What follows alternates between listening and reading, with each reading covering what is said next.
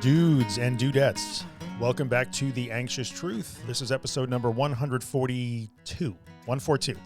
Welcome back to the show. Today we are doing an anxiety success story. I love doing these, and by all accounts, you guys love hearing them. So we're going to hear from my friend Donna from Oregon. Those of you who are in the Facebook group know and love Donna. Hers is a story of health anxiety centered on an obsession with her blood pressure. It's an amazing story because she was really up against it and now is really thriving and doing great. So you guys are going to dig this story. I watched it happen in real time and I enjoyed hearing the story and doing the interview. So we'll get to that in a second. You know what I'm going to do first? I'm going to tell you that if you're listening to the podcast or you're following me on social media and you would like more help than I can give you in a podcast or an Instagram post and things like that, then check out my book. It's also called The Anxious Truth, just like the podcast, a step-by-step guide to understanding and overcoming anxiety, panic, and wait for it, agoraphobia. You will find it on my website at theanxioustruth.com/recovery guide. And I wrote it to be a step-by-step comprehensive guide to overcoming an anxiety disorder. I believe that I have accomplished that goal. I'm insanely proud of that book. It is helping lots of people. So go check it out. If you're looking for more help than I can give you just here in the podcast, if you already have it and you love it, then maybe take a minute and write a review for me on Amazon because it helps other people find the book then. I would appreciate that. So let's get rolling. We're going to get down to the interview with Donna. I actually recorded this a while ago. It's just taken me a while to produce it and get it out to release. So thank you, Donna, for being patient while your episode was in the works. You guys are going to dig this. Check out Donna's story of overcoming her health anxiety and her raging blood pressure obsession. And I will see you after the interview. All right, here it is. The one, the only, Miss Donna. I was going to say Donna, although I won't use your last name. It's totally fine. All the way from the other side of the damn country, where I'm so jealous because all I see is pictures of like the beautiful places that you're out and about in. Really? Oregon, USA. Oregon, USA. It's a beautiful place. So Donna, we have been talking about doing this for a long time, and I am so happy that you are here because for those of you that are not in the Facebook group and do not know Donna, my friend Donna here, I cannot be prouder of, and she is a textbook example of how you do this thing. Like we're doing video, so if you guys you're listening to the audio, Donna and I can see each other, and you just gave me a funny look, like, huh? But you really are. Yeah. You are really a textbook example of some things that people find so hard, especially the health anxiety stuff. So let's start from the beginning here, because when I first encountered you, when we first met, you were absolutely racked at an extreme level with health anxiety centered around your heart and your blood pressure. But how did it all start? Well, I'll try to shorten it, but my father suffered a lot of heart issues. Right. And was the only one with him as a youth with a heart attack. And then my brother has had several. And so blood pressure was always a really cornerstone of my childhood. Yeah. It got brought up a lot. We ate around it. We did things to accommodate it. And so I always had normal, so I didn't really think much of it. And then when I started having panic attacks, and the first thing they do when you go to the doctor is take your blood pressure. Yeah. And it would be astronomical. Like it would be, I won't use numbers because I don't want anybody else to. I understand. But you were experiencing panic at the time. Yes. And so I did chalk it up to panic for a while, but then I went to the dentist, and the dentist decided to check my blood pressure and then freaked out. And so then I freaked out. Yeah. And so I just left. And then I started monitoring it. I monitored it when I got home. I checked it a couple of hours later, and pretty soon I was checking it 5, 6, 7 times a day. Yeah. And anytime it would go over this number I had in my head, I would begin to panic. And twice I went to the hospital, and they did multiple tests, and I was fine. Yeah. And I just could not break that cycle. Like over a certain number had meaning. And that was a number that you came up with, basically. Yeah, it was for when they say it should be this. Yeah. Anything over that. Yeah. So we've always heard traditionally, at least here in the US, 120 over 80 is like normal. So anything beyond outside the normal range was cause for alarm for you. Yes, Okay. yes. Yeah. And often So it would go beyond the normal range, and then I would really upset myself. yeah, so I mean, I think the background to that makes all kinds of sense. I mean, clearly you grew up seeing it as an issue. Your dad had a real issue and your brother had a real issue. So, that makes sense. So it leads you to be a little bit cautious or more aware, which is also makes sense. But where it went off the rails is probably where it got obsessive, the checking, because that's when you and Yeah. I kind of first met. You were just you were obsessed with the worry that I have to keep checking, I have to keep checking because I'm going to stroke out at any moment. You were convinced of that. Yes. Oh, very much so. Yeah. But And when I met you, I was in so deep, I couldn't. very, yeah, very. So I think it's important for anybody that's listening, like, and we talk about the health anxiety thing all the time. Like, and people will say, but what do I expose myself to? I don't understand. I mean, I'm listening to the podcast, I read your books, but what do I expose myself to? Because I'm always worried about my health. And for you, and we had many conversations about this, and you were really good at taking it on board too. For you, the exposure was the not checking. So you were convinced that checking your blood pressure continuously was keeping you safe. Is that an accurate statement? Yes. Yeah. And so when you didn't check it, and we talked about that, like you're going to have to stop checking it because you're fueling this compulsion here, or the obsession. What was in retrospect, what was the exposure then? Well, I had all these different rules in my head. Like, I should be able to sit here and look at that thing all day and not touch it. I should be able to control myself. Right. I should understand reason and logic and rationality, and none of those things would apply. The circle thinking just kept going and going and going. Yeah. And so I couldn't get it out of my head until I checked it. Yeah. And so And then you I tried think, very hard too. We had those conversations. You were trying very hard to logic your way. I know I'm okay. I know I'm okay, but it didn't matter. right. Yeah. And Ron, I don't know if he's still in the group. Brunner, Yeah. I don't know. Ron was great. He always had a lot of good to say. I don't know where he is now. he sent me this huge text and tried so hard to give me these different tools that might help. And then Danny sent me some information Yeah. on thinking. And so then I kind of worked with combining those. And then you Yeah. were classic in that because you just said, stop the behavior. Yeah. This is an action. This isn't a thinking.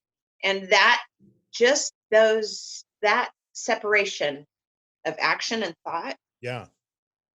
helped me in not just the health anxiety, but in so many different areas of my life Yeah.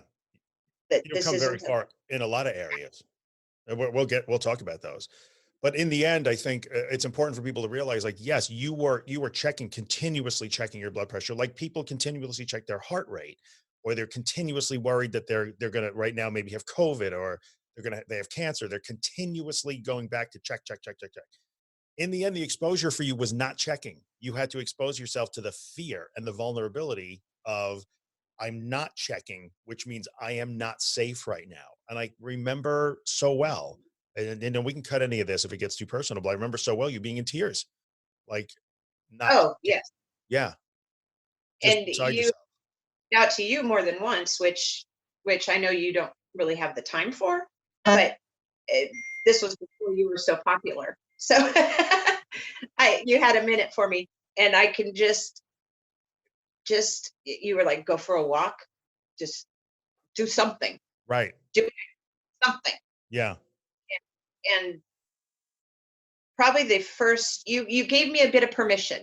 You said, don't try to go the rest of your life. Go the next 10 minutes, go the next 5 minutes. Right. That literally got me through because I would go, okay, if I still want to in 10 minutes, I will. If I still want to in 10 minutes, I will. Yeah. And so cut it down to a couple times a day, then once a day, where at this point, the last time it was checked was my last doctor appointment. Yeah. Yeah. So you don't feel, and what I think was so interesting is your progression there. I can do 5 minutes. Okay. I can do 10 minutes. Or I can do 15 minutes.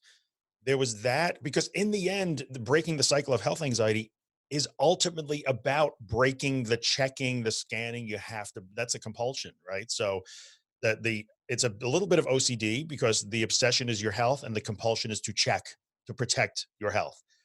And in the end, you were really perfect in the way you just a little bit of no checking, then a little longer, then a little longer, then a longer. And then you incorporated replacement activities, walking. I mean, I can remember you going out and starting to walk, thinking for sure I am going to die on this walk. I'm going to stroke Yes. out on this walk. And that was, short walks here and there, short walks here and there. And now, like, if I want to find you, I'm probably going to send a helicopter into the woods of Oregon because I know that's where you probably are, like just walking through this beautiful scenery that you have.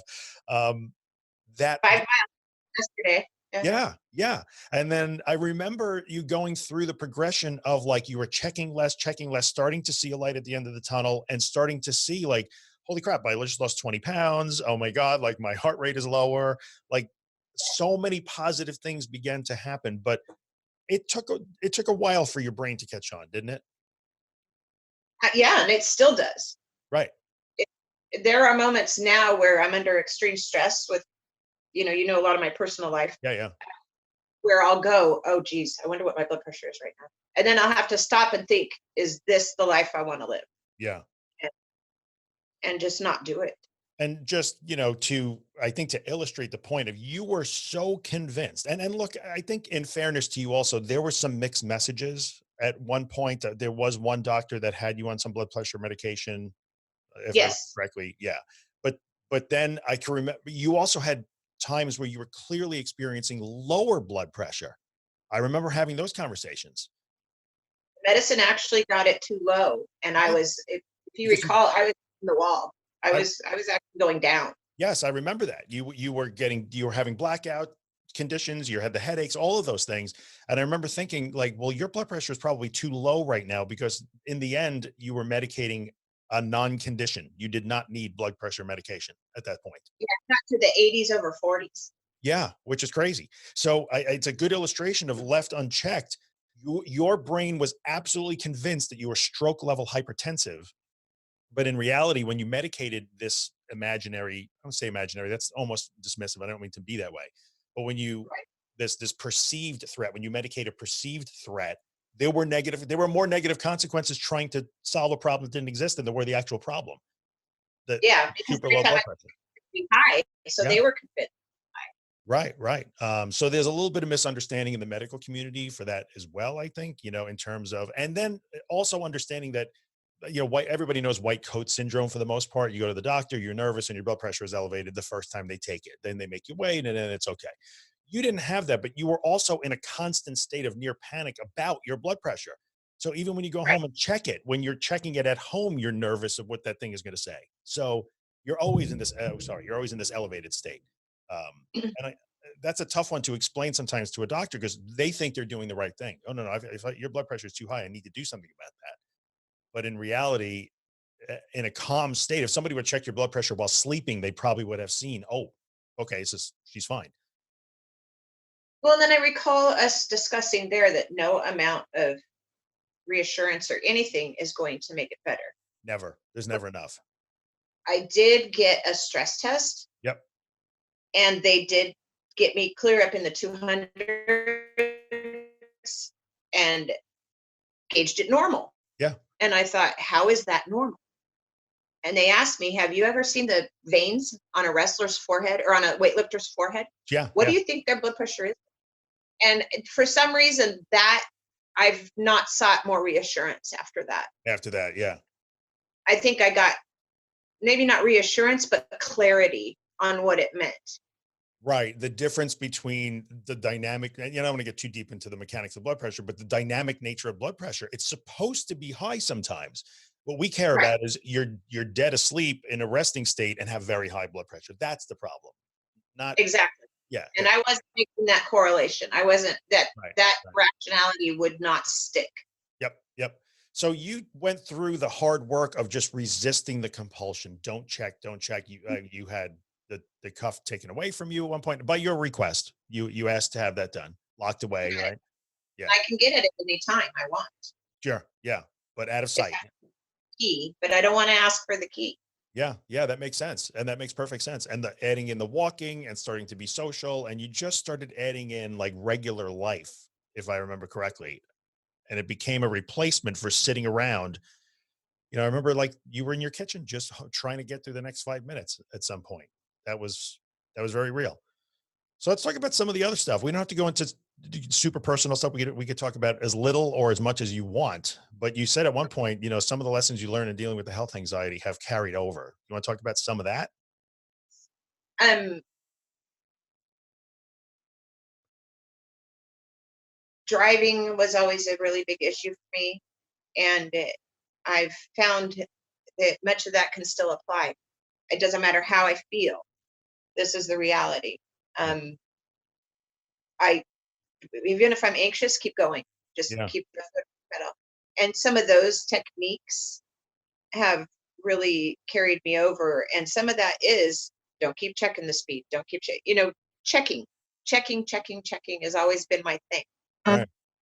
And so when I can get away with not checking, then I can do so much more. And even with the agoraphobia, checking windows, checking doors, checking, it was just always about checking and to Yeah. stop those behaviors, whether you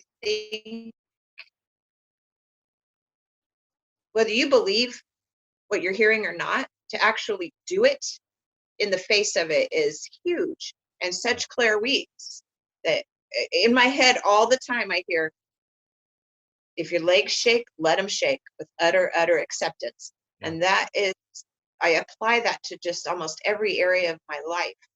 That if I'm worried, then be worried, but keep going. If I'm Yeah. anxious, then I'm anxious, keep going. And I've gone from this little tiny block life. COVID's interrupted it, but not stopped it. Yeah. And I'm I'm living large. And I never dreamed again in my life I would live large. Yeah. You're active in your community, you're active in your church. I mean, there's so many good things going on in your life that is just so awesome to see because I know how hard it was for you to get back to that. And now here you are. Oh, And it was kicking and screaming, yeah, and yeah, really did. I would literally play your podcast while I slept. I would turn one on and just yeah, let it play while I right. slept. And everything I could get my hands on, and just said, no matter what, you're going to do this. Otherwise, this is the life you're going to lead. So in the end, I like when you said it doesn't matter whether you believe it or not. Like the belief came after the doing for you. Yeah, Yes, definitely, correct. Yeah, definitely. yeah. I That thought you were crazy. a lot of people think I'm crazy. Have two kids here that probably think I'm crazy. I think in the end, so many people don't understand, and you're living proof of that. And I've seen you say that to others, and I so appreciate you trying to pay that forward. That you just have to do it, even though you think it's the wrong. You think this is wrong. I should be trying to save myself. I should be checking. I should be doing this. I should be resting. I should be retreating. You don't believe that that's wrong until you do the opposite, and then you discover through experience, like, oh, all that stuff was wrong. I should have been doing this all the time. So that's a huge revelation. Let's talk about confidence and a feeling of competence and how that has built because you are, look, we don't talk all the time, but when we do interact, you're like a different person than you were when I first met you. You're like a Yeah. different person. Yeah. Yeah. You were riddled with I can't. And just not just the blood pressure stuff, but in life challenges in general. Life was throwing some shit at you and it was I can't do this. There's no way I'm going to do this. And here you are. You did it. You did all of it. And again, it was a lot of the same thing. Like when John left after 36 years, I was a child, well, a teenager. And so I never knew how to live alone. And I really, truly believed I would not survive. I Yeah. mean, there was no way I was going to survive. And at that time I was reaching out to the group and stuff a lot too. Yeah. And I just went back to the same thing, moment by moment by moment by moment by moment, until after about the first 2 days, I did start to build that confidence. I went, wait, I'm still alive. And not only am I alive, but I'm feeding myself and I'm going to the store and, Yeah. I'm doing things to take care of me I hadn't done in years. And suddenly I was thrown into that deep into the pool, and people talk about flooding. And in my case, it worked to my benefit. Yeah. It You might didn't not have have. a choice. You had to swim. Yeah. But Yeah, I have. I think what's important about that, because that's true. Sometimes life happens and you do not have a choice. You are thrown into a kind of bit of a flooding situation. But the thing that I always struck me was, and you were a little bit more active in the group, which was fine at the time. That would be totally understandable. You were focused on some small accomplishments back in those days. I got up, I ate breakfast, I took a shower, I did my hair, like, and you again, I keep coming back to the textbook example, which you lived the textbook example. Like you basically lived what I wrote 400 pages about before I wrote it. Is it amazing when you did little things at a time? And is it correct? I don't want to put words in your mouth, but when you're able to just get up and do that, I took a shower, I made breakfast. Yeah, Those are confidence builders. I'm feeding, like you said, I'm feeding myself basic need, and you were meeting it, even though you thought you couldn't. right. Yes, very true. And I swear my banner just needs to say, because this was one thing that I learned from our group, is it's you can't think yourself better. You have to do yourself better. Yeah. And that those are some life-changing things when you really take it and go run with it. Yeah, and I think, that sense of confidence and competence would became so apparent as you could see your life was getting bigger and bigger again. Like the challenges you were facing just getting through church on a Sunday. Like, okay, I don't know if I'm going to make it through this. I never hear you say I'm not making it through church anymore. Clearly, you're there and you're thriving. And running their computer for them. Yeah. Yeah. And I remember some of that stuff like, oh no, I have to run the sound this week. And it would just, I hope I make it to not run out of this church. And meanwhile, here you are. And that confidence was built through doing, not through thinking or logic, doing when you thought you couldn't. Very much. That would be my banner if I had one. You can This is always a not a thinking disorder. a doing solution, not a thinking solution. Yeah. I mean, I've spent a lot of time saying that stuff, and you are such a classic example of it. I don't want to make it sound like I had you on here to just like prove me right at all. Because I didn't invent any of this stuff. I'm just a messenger, and you're just a person who executed it damn near flawlessly, including stumbling sometimes. Because we all do, but, and Yes. you still are. This gives me so much. I want this for other people. And so if it takes putting you out there as a shining star, then that's what needs to happen. Yeah.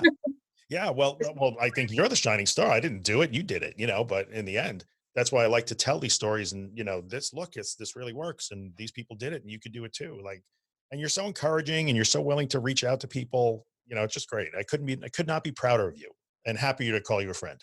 Really, Oh, you're amazing. really. Well, you couldn't have found someone, people, you even posted about this, that I'm worse or more unique or more special. Yeah. Yeah. That I was the poster of that too. You were, I you had were. it all. I had it bad. And if I can do at least, I'm not all the way where I want to be. I'm not comfortable to just go, oh, hey, I'll go jump on an airplane right now. Yeah. But I would try, Yeah. and I would use every tool to do it. Yeah. So I think I could. I just haven't made those moves yet.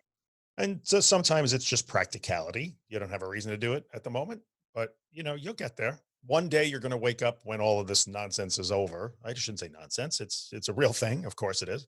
But when all of this is over, you might wake up and decide, I feel like flying to Europe or whatever the hell, and you'll do it. I have no doubt that you'll do anything you decide you're going to do. So it's really great. What else do you want to add? Or because I'm going to give it a shot. Yeah, yeah, why not? And you really kind of adopted that, like, well, I'm going to do this, and if I die trying, I'll die trying. Like you just became that person within probably 6 or 8 months. That became you, like, which was so impressive to see.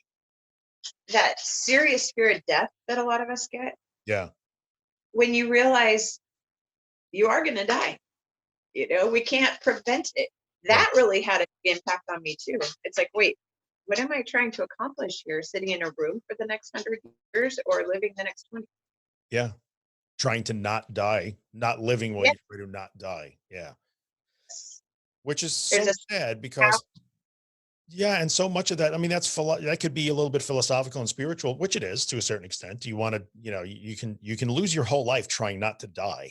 Um, but what's saddest about that is if somebody has a true problem, a real problem, there's a real threat, there's a real medical condition, you could almost understand that because you're battling that. But when there isn't one, when it is a perceived threat that doesn't exist, and you have to try and find a way to courageously call out that lie it's telling you, that makes it even more tragic. Like you're hiding from an enemy that didn't exist in the end.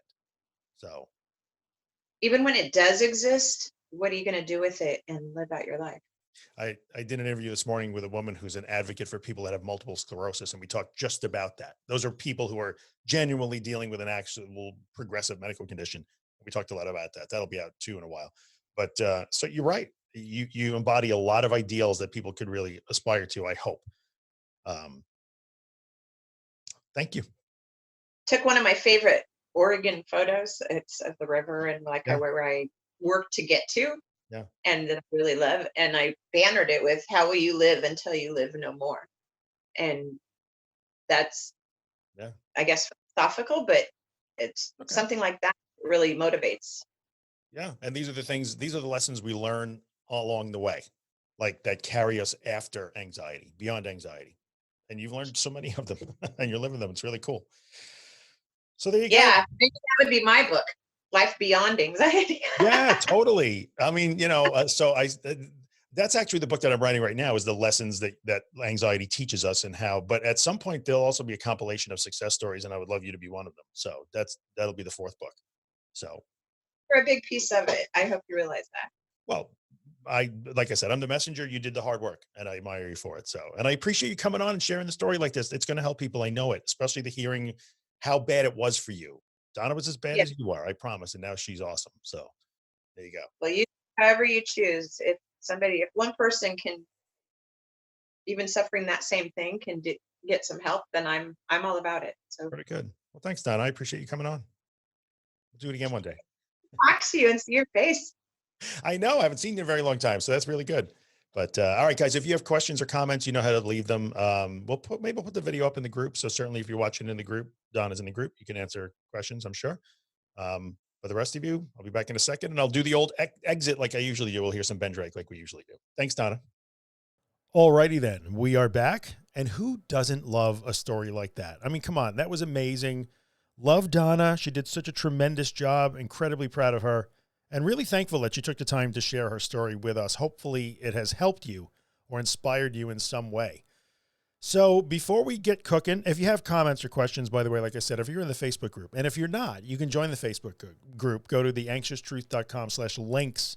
Follow the link for the Facebook group. Ask to join. We'll get you in. And there you will find the one and only Donna along with me. And you can ask questions that way if you would like to. But yeah, we'll do our best to answer them as best we can, as quickly as we can if you have them. Before I let you guys go, I'm going to ask a favor like I always do. If you're listening on iTunes or some platform that allows you to rate or review the podcast, maybe take a moment and leave like a 5-star review. Love the 5-star reviews.